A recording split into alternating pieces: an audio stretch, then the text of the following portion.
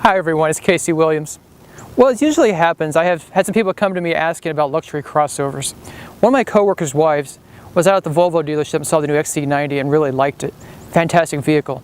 But she also noticed the fantastic price tag on it. And they're looking for something more affordable. So I suggested maybe the Mazda CX-9. But my friend really needed 3 rows of seats where you could really people in it and drive 1,000 miles in 3 rows of seats. So the Mazda CX-9 is a very nice vehicle, but the third row is a little bit cramped. But I had one more thought in mind. It's a luxury crossover that has the swagger of a Dodge Challenger, but the road manners of Mercedes. It's the Dodge Durango Citadel sitting behind me. Let's go take a look at it. Well, I really like the Citadel package on the Durango. It gives the vehicle an upscale appearance, but it's not overly flashy. Everything's satin silver on the outside. You've got Dodge's crosshair grille with the mesh insert, but again, it's not just chrome, it's just kind of got that satiny silver look to it. Same below with the lower bumpers, the fog lamps. Come around the side, 20-inch alloy wheels. Again, I think they look very nice, really fill up the wheel wells of the car. The body trim. Again, just gives it a little bit of jewelry without just being completely ostentatious. You notice the body lines are very smooth. It's an aerodynamic car, it really helps with the gas mileage. You also get a little bit of that Ram truck look to it. You know, the front fenders and the hood and kind of the side sculpting as well. Come around the back and you start to see the family resemblance with the Charger.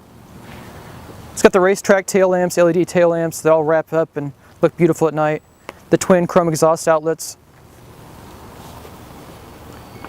Power liftgate.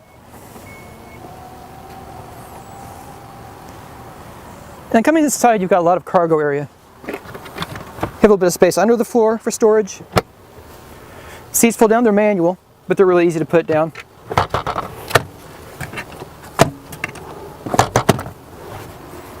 You stroller, bicycle, anything you want. So again, a very practical vehicle, but I think the style of it really says it's upscale and looks very nice. So it might not make sense to you to compare a Dodge Durango to a European crossover, but let me tell you why I would say that. This vehicle, the Jeep Grand Cherokee, and the Mercedes ML, now the GLE, were all co-developed on the same architecture when Mercedes controlled Daimler. So you're really looking at a vehicle that shares a lot underneath the skin with the Mercedes GLE, but it has the powertrains, from Chrysler. So you really get the best of both worlds. In this case, you could, if you really want to indulge your muscle car fantasies, get the Hemi V8, but we went the 3.6 liter V6 instead, and I think for most people that's probably a better choice. So it delivers 295 horsepower, and the benefit of that is you get 17 miles per gallon in the city, 25 miles per gallon on the highway. For a large 3-row crossover, that's pretty decent gas mileage. That's made possible by an 8-speed automatic transmission, and the car also has the auto start function. So when you rest, we got to stop light, the engine will shut down temporarily, and then restarts automatically. So it's a good combination of powertrain. This vehicle has all-wheel drive, so snow's no problem, or if you step on it hard, coming off an on-ramp, the tires just grip and take off. So a good balance of powertrain, and the performance and the handling of it. When you're on the road manners are very much like a Mercedes. It soaks up bumps, it handles well, it just feels very solid in your hands. And I think that's really different than a lot of the front drive-based crossovers that are on the market. The interior of the Durango, I think, to me is really what makes it a winner. And it shares a lot with the Grand Cherokee. It's got nice heated and cooled leather seats in front. Again, we're talking about the Citadel package, so it's fully loaded. Heated and cooled seats in the front. You've got a heated steering wheel. You've got heated seats in the back. So again, nice features there. Dual zone automatic climate control. You've got USBs. You've got the auxiliary jacks up here. Nice deep consoles. I like the gear selectors right here. It's a turn knob, kind of like a Range Rover is. One of the things I really do like that Chrysler does, I think they have some of the best infotainment systems in the business. Their touchscreen, everything's laid out very easily. You can press radio, you can go to media for your media player, for your phone. Controls for the heated seats, steering wheel are all here. You got the app suite, climate control. Very easy to figure this out. It looks like a child could use it. If you want to direct tune your radio stations, no problem. So if you're early into the touchscreen, that's good. If you want to command it by voice, you can do that. Or if you say, I'm a little bit old school and what I really want is just an old-fashioned volume knob and tuning knob and buttons, you can do that as well. Redundant controls all down below. So however you want to do it, it's there, and it's usually pretty easy to figure out. Again, the interiors are for pretty simple design, but I think it's very upscale, very elegant. Some other things I really like about the car, you can reconfigure the center dashboard on this one.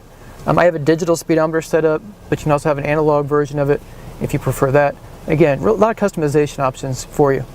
On the safety front, it's got adaptive cruise control. It's got forward collision warning system with crash mitigation. It's got blind spot warning, rear cross path detection, and it's got a rear view camera. So again, quite a bit of technology there. And a couple other things that you might want to play with if you own the vehicle. It's got a sport mode, makes the steering a little bit tighter, adjusts the shift points in the transmissions, a little more spirited performance. And it's got an eco mode that kind of does the opposite of that to help save fuel on the road. So again, a very sophisticated interior. Crank up the Beats audio system, open the sunroof, and go for a ride. A lot of automakers that claim to have a 3-row crossover really don't. You'd almost have to be a 2-year-old to fit in the 3rd row of some of these vehicles. But I got in the back of this one. I could sit back there across town. I can even sit back there for a couple hours with another passenger. Going long distances across country, maybe one person in the back.